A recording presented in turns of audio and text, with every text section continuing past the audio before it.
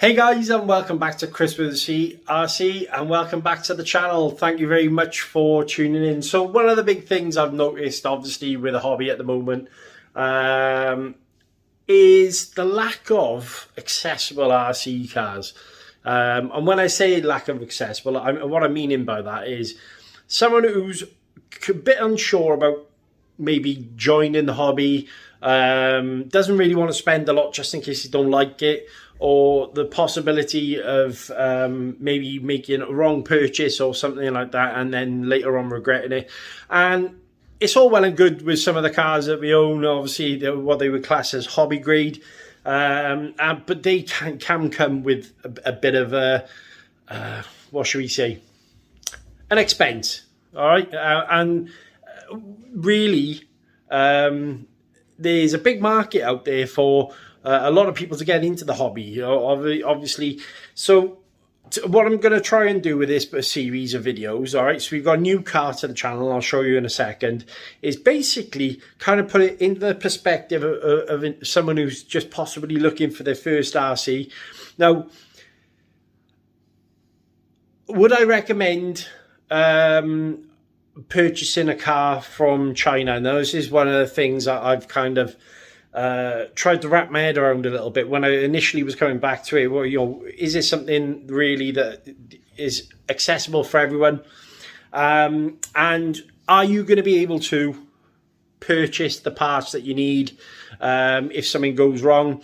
Is there going to be a bit of a support network that you can get some information from? And what if what you're buying is actually going to be good value for money, in the sense of, will the car hold up, will you get good value out of it, and so on and so forth. So what we're going to do now is we'll dive down on the table and I'll show you what we've purchased. And first of all, thank you very much for obviously watching all the videos. Like, sharing and subscribing, and remember, turn on notifications and hit the bell. All those comments and subscribes and stuff like that really do help the channel get noticed. And this is a hobby for me, so I'm trying my hardest, obviously, to build it up a little bit. Pass the word on if you like what you see. If not, put it in the comments below. Let me know. No bad news is good. At the end of the day, negativity, no. But if you've got something constructive to say, please let me know in the comments, guys. Let me know in the comments. Anyway, let's dive down and we'll go from there, guys. See you below. Hey guys, so welcome back. So this is what we purchased for the purpose of these videos. All right, I purchased this from a company called AliExpress. You've probably heard of them, guys. And we're going to be looking at a new RC car.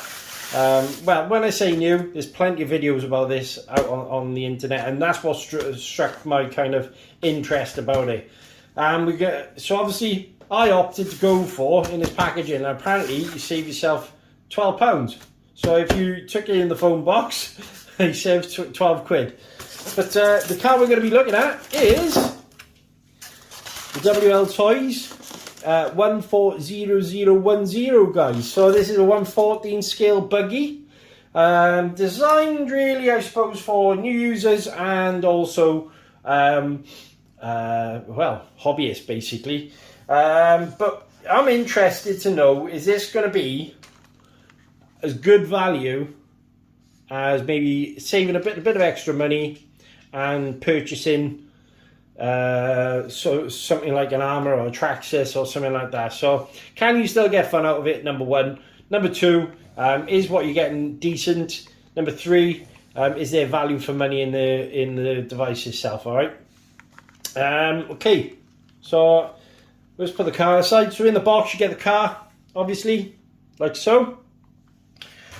Now this one I'm quite surprised about, because it did come with a 1500 milliamp hour 2-cell 25C battery, and I was quite impressed with that actually, because the batteries that normally come with them are not that great. So I'm going to see how this holds up. I have got some other batteries for this car as well. I purchased some Z's, 50C, 2200 mAh. So obviously I think I'll probably be running those, but I want to see how this is as well. And so that's what comes with it. It does come with the Dean's connector, All right, because we're not pumping a lower amperage through the connector, the Dean's is absolutely fine. And obviously you got your balance lead. Also comes with a set of instructions. All right. You have got a little USB charger in there with a USB lead, so that I suppose that might be handy if you're out and about charging. I would recommend using a good charger, guys. These are okay, but it's going to take you ages to charge that. I've got a little wrench as well in there, so we'll be looking at in a second. And it also comes with, oh god, the remote. So apparently this is the upgraded one. I can't confirm or deny because obviously I've never had one. Seems okay, a little bit plasticky. Trigger feels alright.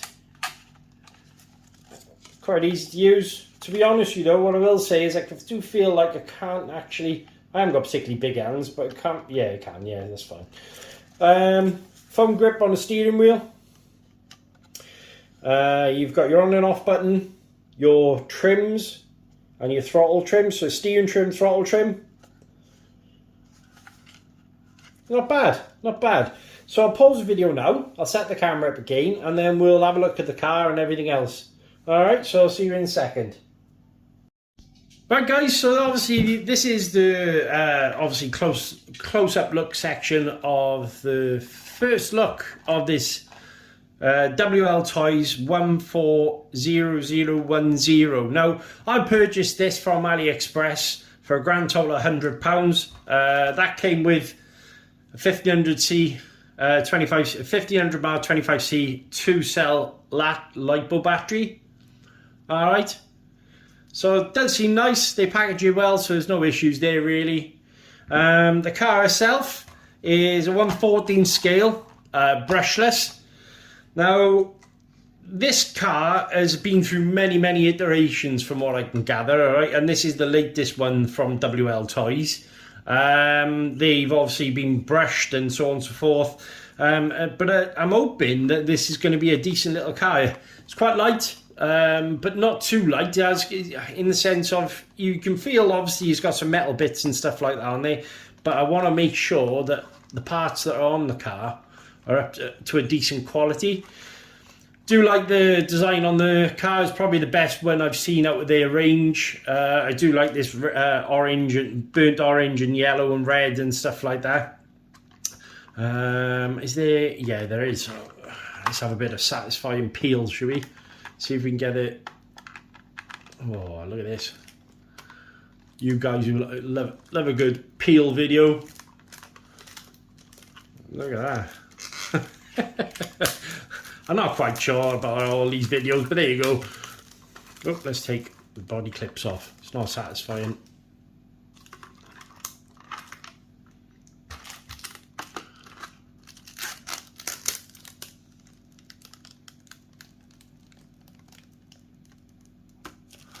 So that's the body there, guys.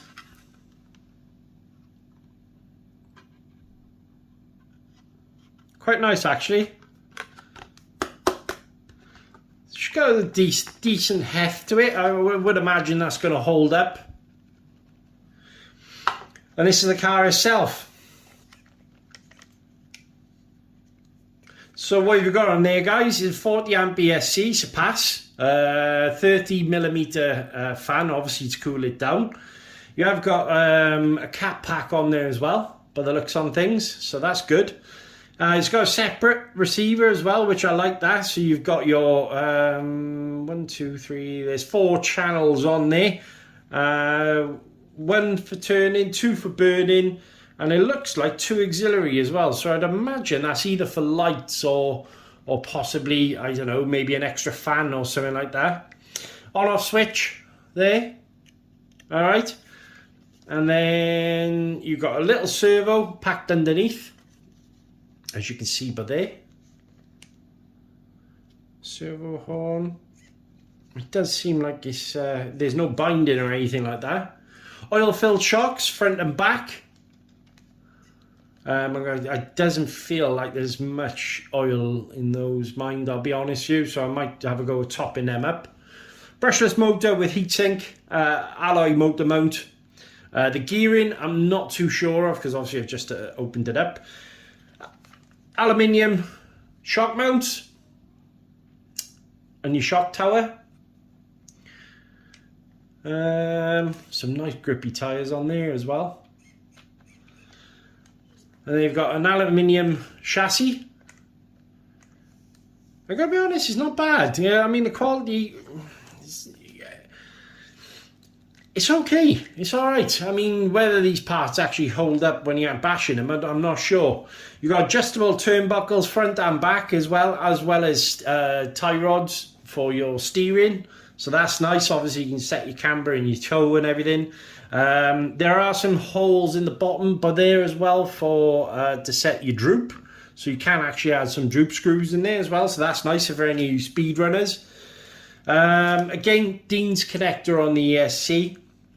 It does look like the battery tray is a decent size. I think, yeah, that should be all right for the battery pack that I've ordered. I'm just looking now. Differentials.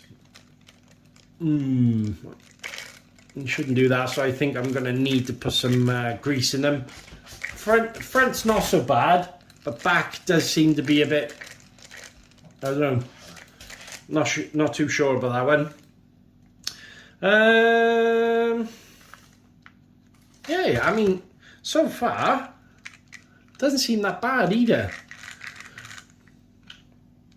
But I noticed you can actually put sway bars on there as well. Now, the one thing I've noticed and been told about this car is there are a few weaknesses that I'm going to go over. But what I'm going to do is use it, and if they break, then replace them. Apparently, the front caster hubs, so they are prone to breaking, and the C-hubs at the back are prone to breaking. So if you replace them with alloy, it's definitely worth doing. We'll take a wheel off in a second, actually look at the hubs and everything. It's got a decent, well, the wing, yeah, not bad. But overall, I mean, the quality for £100 is pretty good. Pretty good, not too bad.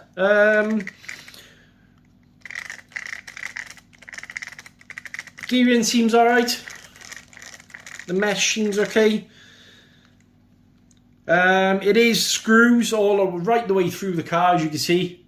Would have been nice to actually have Allen keys, but hey-ho, you know, it is what it is. Probably to cut down on cost, they're using screws. But all the parts from this car are actually compatible with the LC Racing. I think it's called the EMB1. So it's worth, if you break something on this car, upgrading the parts to that car if you can afford it. Definitely. But I'm going to pause the video quickly. I'll pop a battery in the car and we'll go on about the rest now. Right guys, so we're back. Just needed to nip off and actually go and collect some batteries for the receiver, and obviously not the receiver, the transmitter and everything. So we're just going to pop some batteries in the bottom by here. As you can see, it does take 4 AA's.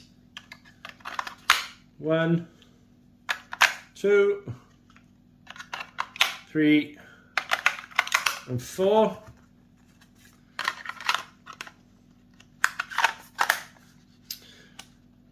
That's it saying it's on, flashing. There you go. I want to see, these are the batteries I was on. I picked up 2 of these for the purpose of this video. They're Z's, 2200 mAh 50C. So I just wanted to see if that actually fitted in the battery tray. But overall, not badly impressed really for the money. What you actually get in the box and everything. Will that fit in there? Ooh, don't know. Oh, it might do. Might do. Will that go in? Yes. Only just mind, I'll be honest with you. Battery strap goes like so. Strap that down. And then probably have a go at tidying up this wiring a little bit. And then turn it on. And then obviously you can see the fan spinning.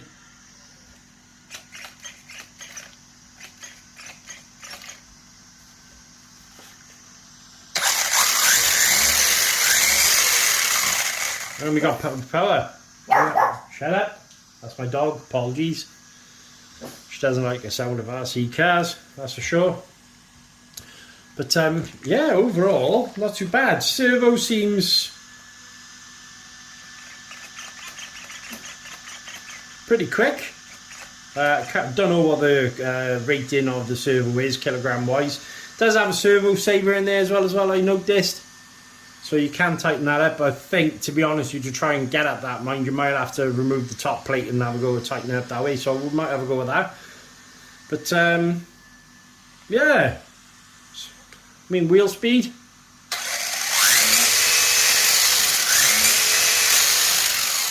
Seems like he's going to have a bit of pep, actually, to be honest with you.